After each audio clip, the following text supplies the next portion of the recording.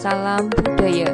Bertemu lagi pada mata pelajaran seni budaya, masih dengan pembelajaran jarak jauh.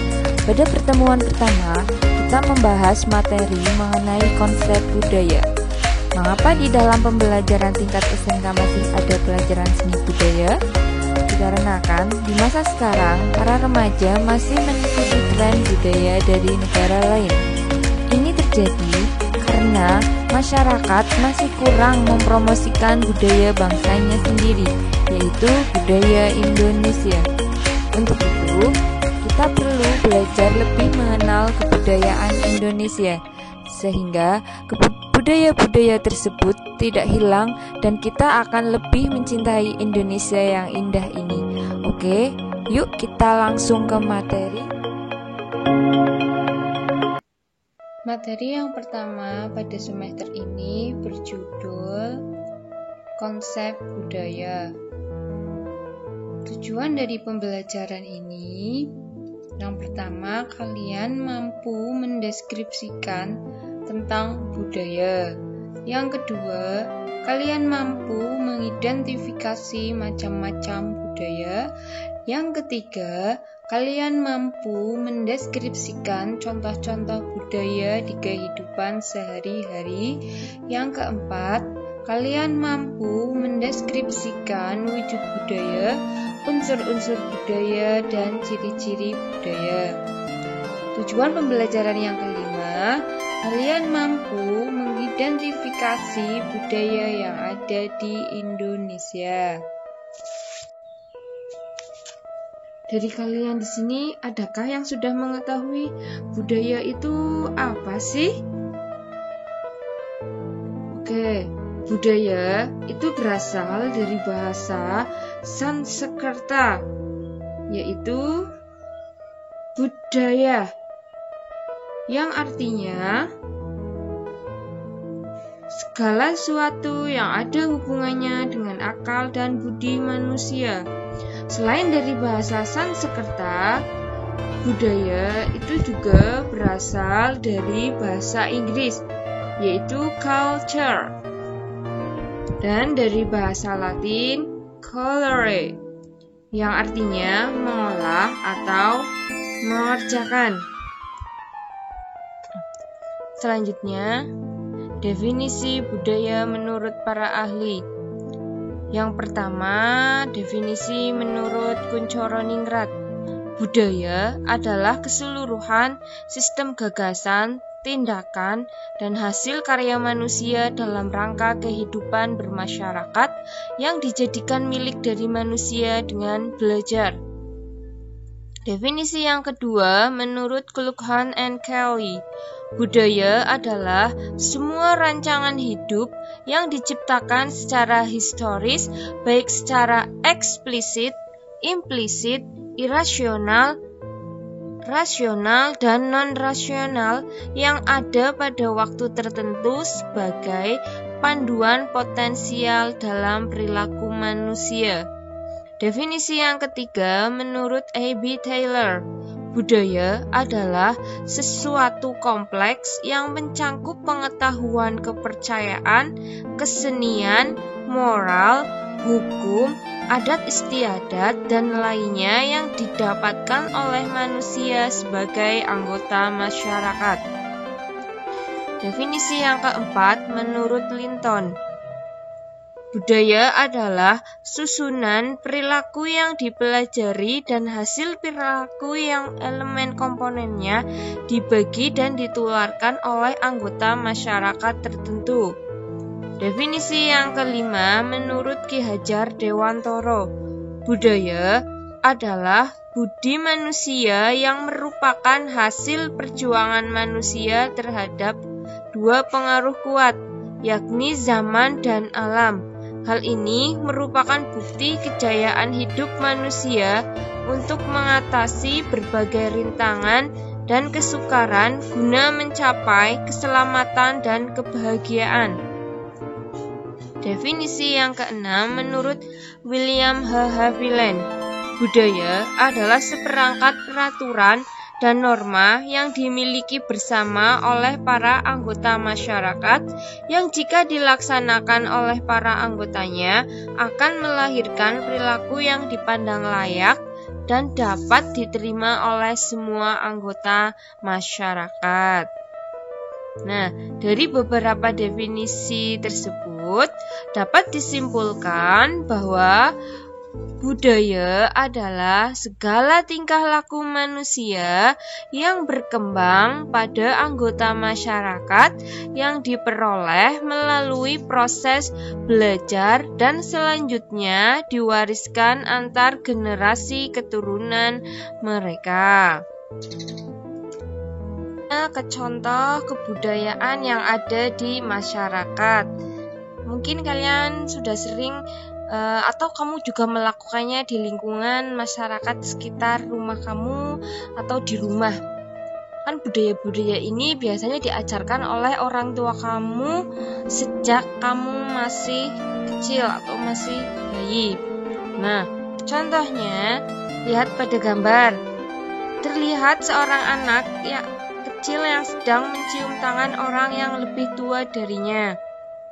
Ini merupakan suatu budaya yang diajarkan oleh orang tua kita sejak kita masih bayi untuk selalu menghormati orang yang lebih tua.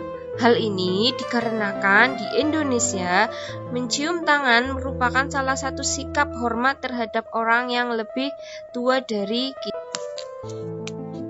Contoh yang kedua, coba kalian perhatikan gambarnya.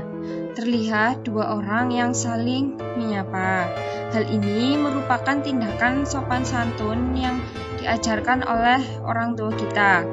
Di Indonesia sendiri terkenal dengan masyarakatnya yang ramah, sehingga kita diajarkan saling menyapa atau minimal tersenyum apabila bertemu dengan orang, bertemu dengan saudara, bertemu dengan teman, bertemu dengan tetangga, atau bertemu dengan orang-orang yang sekiranya kita kenal. Biasanya kita kan tersenyum atau menyapa. Selanjutnya contoh yang ketiga.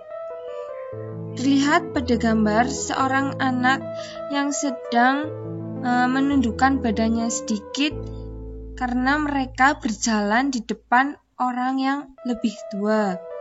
Di Indonesia, kita diajarkan apabila berjalan di depan orang yang lebih tua, kita menundukkan badannya sedikit dan mengatakan permisi, gitu. Atau kalau di orang Jawa itu biasanya bilang nyuhun sewu. Selanjutnya yaitu berjabat tangan. Di Indonesia sendiri, berjabat tangan merupakan kebudayaan yang ada sejak zaman dahulu. Orang tua kita mengajarkan kita apabila bertemu dengan orang lain, hendaknya berjabat tangan untuk menunjukkan keramah-tamahan kita.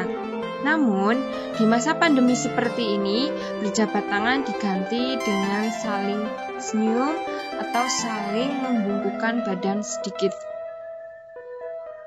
Selanjutnya, contoh yang lainnya itu bergotong royong. Gotong royong adalah salah satu budaya yang ada di Indonesia. Hal ini biasanya ada di daerah pedesaan yang sistem masyarakatnya masih sangat kekeluargaan. Maksudnya di sini kan, misalkan di pedesaan itu masih ada daerah apabila mereka memperbaiki rumahnya atau membuat rumah, mereka meminta bantuan kepada masyarakat sekitar dengan sukarela. Ada yang seperti itu. Contoh selanjutnya, budaya yang ada di kehidupan sehari-hari yaitu adat pernikahan. Di Indonesia mengenal beberapa adat pernikahan pada setiap daerahnya. Karena setiap daerah itu memiliki ciri khas atau adat budaya masing-masing dalam sistem pernikahan. Contohnya yang ada di gambar yaitu adat dari Yogyakarta. Setelah kalian mempelajari tentang contoh budaya yang ada di kehidupan sehari-hari, selanjutnya kita belajar tentang wujud kebudayaan. Wujud kebudayaan itu ada 3. Yang pertama berupa gagasan atau ide, yaitu kumpulan ide-ide, gagasan, nilai-nilai, norma-norma, peraturan yang ada di masyarakat berupa norma sosial. Gagasan atau ide itu bersifat abstrak. Maksudnya, kalian tidak dapat mendokumentasikan, memfoto, meraba, atau memegang dan hanya terdapat dalam alam pikiran individu atau masyarakat sekitar. Jadi, wujud kebudayaan ini hanya dapat dirasakan di dalam kehidupan sehari-hari kalian. Mungkin kalian udah sering melakukannya dan selalu diajarkan oleh orang tua kita. Contohnya, itu bentuknya itu berupa norma, adat istiadat, agama, hukum, dan undang-undang. Contohnya itu adalah norma sosial. Norma sosial dibakukan secara tidak tertulis namun diakui oleh masyarakat sekitar. Misalnya, aturan atau norma sopan santun dalam berbicara kepada orang yang lebih tua. Di Indonesia, apabila kita berbicara terhadap orang yang lebih tua, kita diajarkan untuk tidak boleh bernada keras atau bernada membentak. Contoh yang kedua, itu aturan sopan santun apabila kalian bertamu ke rumah orang lain. Kalian kan harus bersikap sopan dengan tidak berbicara terlalu keras dan menjaga sikapnya. Selain itu, sebelum masuk ke rumah, kalian itu hendaknya mengetuk pintu terlebih dahulu dan mengucapkan Assalamualaikum bagi yang muslim atau mengucapkan permisi. Nah, setelah dibukakan oleh tuan rumah, baru kalian boleh masuk. Wujud kebudayaan yang kedua adalah aktivitas, yaitu aktivitas-aktivitas manusia yang saling berinteraksi, mengadakan kontak, serta bergaul dengan manusia lainnya. Aktivitas itu bersifat konkret. Maksudnya, kalian dapat memfoto dan dapat mendokumentasikannya atau kamu dapat melihat secara langsung aktivitas budaya tersebut. Jadi, wujud kebudayaan ini adalah berupa kegiatan sosial yang berpola dari individu dalam suatu masyarakat. Sistem ini berupa aktivitas manusia yang saling berinteraksi dan berhubungan secara kontinu dengan sesamanya. Misalnya, upacara perkawinan, upacara kematian, kelahiran bayi, dan proses pemilihan umum di Indonesia. Mungkin masih banyak lagi contoh budaya aktivitas yang lainnya. Pada aktivitas-aktivitas tersebut, kalian dapat mendokumentasikan dan dapat menyaksikan aktivitas sosial tersebut secara nyata, secara langsung. Dalam kegiatan tersebut, terkandung perilaku berpola dari individu yang dibentuk atau dipengaruhi kebudayaannya, dan kalian juga dapat mengamati secara langsung kegiatan tersebut. Wujud kebudayaan yang ketiga adalah artefak, yaitu aktivitas, perbuatan, dan karya semua manusia dalam masyarakat berupa benda-benda atau hal-hal yang dapat diraba, dilihat, dan didokumentasikan. Artefak itu bersifat paling konkret. Maksudnya, di sini kalian dapat mendokumentasikan, meraba, dan melihat secara langsung oleh panca indera. Jadi, wujudnya itu berupa kebudayaan fisik. yang merupakan hasil dari pemikiran atau aktivitas manusia yang berpola. Hasil kebudayaan ini berupa kain ulos, wayang golek, kain batik, wayang kulit, senjata tradisional, anyaman, keramik, dan sebagian dari kalian juga dapat mencari sendiri contohnya, karena kalian juga sering menemuinya di masyarakat sekitar. Nah, sekian pembelajaran dari saya. Tungguin part selanjutnya ya, dan selalu jaga kesehatan. Tetap semangat!